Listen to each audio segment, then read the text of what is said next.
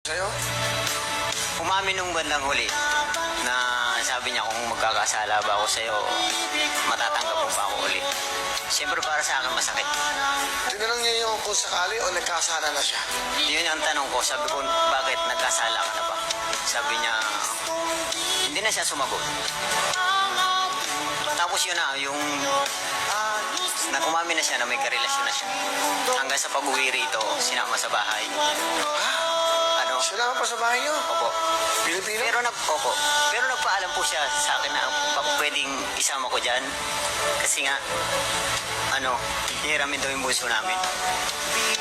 Pumayag po ako. Pumayag ka? Para sa mga bata, gusto nila makita eh. Gusto nila makita yung anak ko.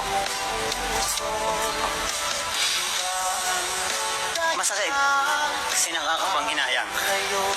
Almost 16 years po kaming nagsama. Nang dahil dun sa pangarap namin. Bakit mo siya pinayagan kasi mag-abroad? Na dapat ikaw na lang ang umalis para yung mga anak mo, may kalinga na isang ina.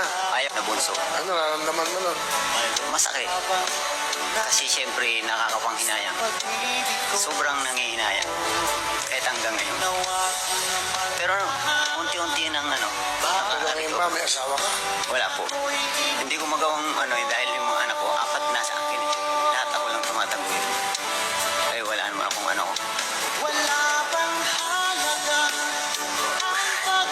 Good luck. Isa inyo. Tapos kahit pa paano mag-ingat ka pa rin lagi para sa mga anak mo. Hayaan mo hindi ko mababayaan sila.